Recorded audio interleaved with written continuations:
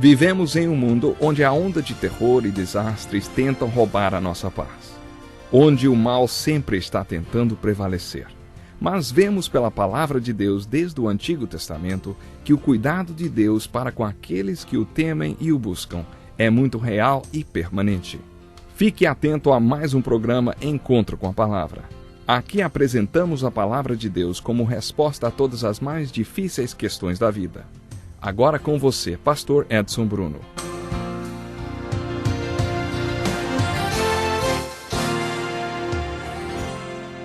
Olá, seja muito bem-vindo. Aqui estamos para mais um encontro com a Palavra. É bom estarmos juntos para continuarmos estudando a Bíblia Sagrada. Vamos continuar a mensagem do último estudo, ou seja, falaremos sobre o significado da frase de Jesus do Sermão do Monte sobre dar falso testemunho. No último programa você ficou sabendo da dificuldade que eu tinha de manter o limite de velocidade logo que comecei a dirigir. Frequentemente eu era parado pela polícia por excesso de velocidade. Uma vez um policial me parou por excesso de velocidade e pediu a minha carteira de motorista. Quando o policial viu o meu nome e o dos meus pais, disse que ia me liberar, sem me multar, por uma única razão. Ele conhecia o meu pai.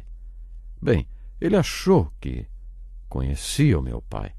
Mais tarde eu descobri que havia um alto oficial da polícia daquela cidade com o mesmo nome do meu pai. Daí ele fez algum tipo de confusão. Agora me diga, o que eu deveria ter feito naquela situação, hein? Aquilo me pegou de surpresa e eu não tive tempo para refletir. Por isso a única coisa que consegui dizer foi: meu pai é realmente um grande homem. Tudo bem, era verdade, porque meu pai era um grande homem. Ele era um servo fiel de Deus e o que eu falei não era mentira. Os jovens que estavam comigo no carro se seguraram para não gargalharem na frente do policial, porque perceberam que o guarda estava cometendo algum tipo de engano. Ele não conhecia meu pai, jamais. Você entendeu o que eu estou tentando ilustrar com esta história? O que estou tentando mostrar é que é possível uma pessoa violar o mandamento não darás falso testemunho contando uma verdade. Eu poderia não ter dito nada e ainda assim estaria quebrando o mandamento. Mais tarde, depois de refletir sobre o assunto, vi que eu não dei aquela ideia errada sobre meu pai. O que eu fiz foi não corrigir a falsa impressão que aquele policial teve. Eu deveria ter corrigido, eu deveria ter dito: não, meu senhor, o senhor está enganado. Eu creio que o senhor não conheça o meu pai, não.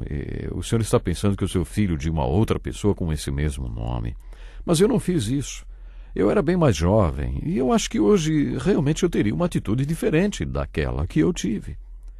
A mesma coisa se aplica para o próximo parágrafo do texto que estamos estudando. O versículo 38 ao 42 do capítulo 5 de Mateus diz: vocês ouviram o que foi dito. Olho por olho e dente por dente, mas eu lhes digo, não resistam ao perverso. Se alguém o ferir na face direita, ofereça-lhe também a outra. E se alguém quiser processá-lo e tirar-lhe a túnica, deixe que leve também a capa. Se alguém o forçar a caminhar com ele 1 milha, vá com ele 2. Dê a quem lhe pede e não volte as costas àquele que deseja pedir-lhe algo emprestado. Estamos vendo os parágrafos mais difíceis do capítulo 5 de Mateus. Este parágrafo e o que veremos a seguir são considerados os mais difíceis do Novo Testamento. Para compreendermos bem esta passagem, mais uma vez, vamos lembrar o que Jesus estava fazendo aqui. Jesus estava ilustrando o que havia dito nos versículos 17 a 20, nos quais falou que a abordagem que fazia das Escrituras era diferente da abordagem dos escribas e fariseus. O que os líderes religiosos estavam ensinando era baseado nas Escrituras, o olho por olho e dente por dente encontrado nos livros de Êxodo, Levítico e Deuteronômio. Mas acredito que Jesus estava dizendo que não concordava com o espírito com o qual eles ensinavam olho por olho e dente por dente. Mais uma vez, devemos voltar ao princípio, como fizemos com a questão do casamento, e perguntarmos o que se passava no coração de Deus quando inspirou Moisés a escrever estes mandamentos. Qual foi o propósito do casamento, da lei do casamento? Isto é chamado de espírito da lei. Jesus costumava voltar às Escrituras, ao princípio de tudo. Desta forma, descobrimos o propósito do mandamento e se a maneira como estamos aplicando a lei concorda com o propósito e com o princípio de Deus por trás do mandamento. Quando revemos a lei dada em Êxodo, Levítico e Deuteronômio, assim como aconteceu com a lei referente ao divórcio, vemos que Moisés tentou conter o desejo de vingança natural do povo de Deus. Ele estava tentando estabelecer um limite para o povo. Se alguém desse um murro nos dentes do outro, o outro respondia: eu vou quebrar o seu pescoço. Se alguém acertasse o olho de uma pessoa, a reação do que apanhou era: eu vou matar você. Esta é a atitude natural de um homem não regenerado. O desejo por vingança e não apenas por justiça. A justiça seria olho por olho e dente por dente. Mas quando alguém perdia um olho ou um dente, queria mais do que apenas justiça, ele queria a vingança. É isso que vemos hoje com todos esses processos judiciais de pessoas que não querem apenas justiça. Esses processos judiciais vão além da justiça. Eles pedem vingança. Aqui, mais uma vez, Jesus estava falando sobre o espírito da lei de Deus. Antes de aplicar a lei de Deus na sua própria vida ou na vida dos outros, passe-a pelo prisma do amor de Deus, pelo prisma do propósito de Deus, pelo prisma do princípio que Deus tinha em mente quando estabeleceu a lei. O que você vai descobrir? Que Moisés estava tentando coibir o desejo de vingança do povo. Por isso disse: se você perder um dente, é só um dente que você vai pegar, e pare por aí, hein? Se você perder um olho, a única coisa que você vai tirar é um olho. Jesus agora estava indo além ao dizer: não resistam ao perverso. Ouvimos pessoas dizerem que vivemos num mundo de cão, quer dizer, estressante, confuso, angustiante. Realmente as coisas não são nada fáceis, mas Jesus está dizendo: prestem bem atenção, vocês estão vivendo neste mundo cão, mas não são cachorros. A questão que Jesus coloca no parágrafo seguinte é: o que vocês estão fazendo que todo mundo já não faça, hein? Ao falar de amar o inimigo, Jesus diz: o que vocês estão fazendo que os outros não fazem? Olhem lá para baixo. Estão vendo aquela gente? Está certo, é um mundo cão. Agora, quando vocês descerem, no que vocês serão diferentes? Vocês têm que viver de outra maneira e mostrar que existe uma alternativa. Não precisa ser do jeito que é. Não precisa ser um mundo cão. Vocês têm que ser diferentes. Portanto, vocês têm que mostrar àquela gente lá embaixo que existe uma outra maneira de viver. E como vocês mostram isso? Como vocês ensinam isso? Não resistindo ao homem perverso. Deem a outra face. Se alguém processar vocês, deixem levar não apenas a sua blusa, como também o seu casaco. Naqueles dias, um conquistador romano poderia exigir que um cidadão judeu carregasse sua carga por 1 milha. Se a pessoa fosse intimada a fazer isso, não podia fazer nada, a não ser cumprir a determinação com cara feia. Mas Jesus estava dizendo: se forçarem vocês a andarem 1 milha, andem 2. Quando alguém exigir algo que é de vocês, entreguem tudo e não fujam da pessoa que quer pedir algo emprestado. O que Jesus estava ensinando? Lembre-se de uma coisa: as bem-aventuranças, por exemplo, bem-aventurados os pobres em espírito. Essas bem-aventuranças foram dadas aos discípulos. E o que era ser um discípulo? De acordo com o capítulo 14 de Lucas, um discípulo era alguém disposto a colocar Jesus em primeiro lugar em sua vida, a carregar sua cruz e seguir a Jesus. Quer dizer, alguém disposto a morrer por Jesus. O discípulo de Jesus estava disposto a colocar Jesus na frente de todos: pai, mãe, marido, esposa, filhos, todo mundo.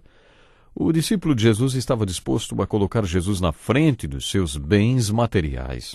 Qualquer de vocês que não renunciar a tudo que possui não pode ser meu discípulo. Aqueles que foram para o primeiro retiro cristão tendo assumido o compromisso com Jesus de tomar sua cruz e segui-lo, de morrer por ele, a esses Jesus estava mostrando por que eles deveriam morrer, onde queria que eles morressem e como queria que eles morressem. Para compreendermos bem esses 2 últimos parágrafos de Mateus capítulo 5, precisamos entender 2 coisas. Se você já assumiu um compromisso com Jesus, se você está disposto até a morrer por ele, sua resposta a este ensino não deve ser: se eu não fizesse isso, eles pegariam tudo que é meu, nem eu posso até morrer. A reação da maioria das pessoas ao ouvirem não resistam ao perverso é: se eu não resistir ao perverso, posso acabar perdendo tudo. Lembre-se de uma coisa: o propósito principal da vida do homem é o quê? É glorificar a Deus. Dizem que a lei que rege nossas vidas é a lei da preservação. Esta é a atitude do mundo. Você tem o direito de preservar, proteger e manter sua própria vida e tudo que você tem. Esta é a primeira lei da civilização. Mas esta não é a lei de quem vem a Cristo.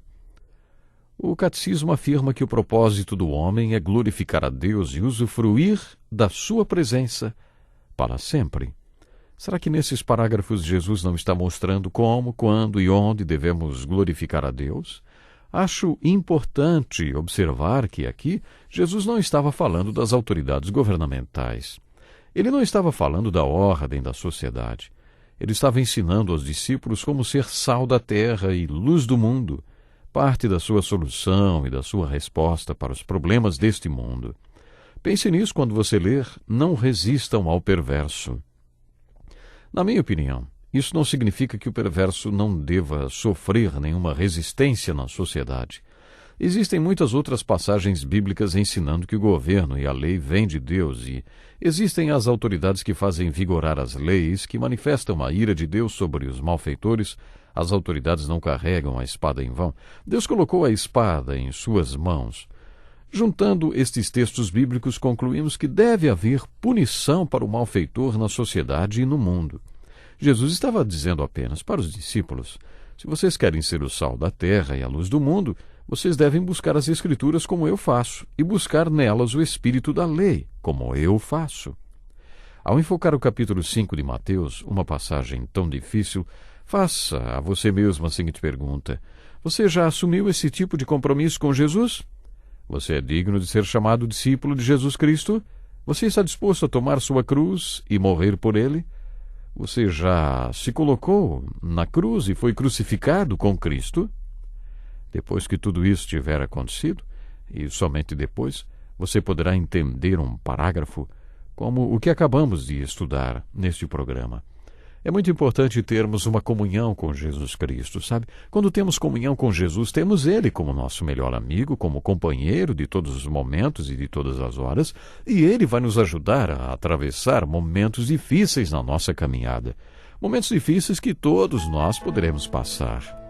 E quando temos essa comunhão com Jesus Cristo, quando mantemos um relacionamento com Ele, buscando a presença dEle através da oração, quando meditamos na Palavra de Deus, então vamos desenvolvendo cada vez mais este relacionamento com Jesus.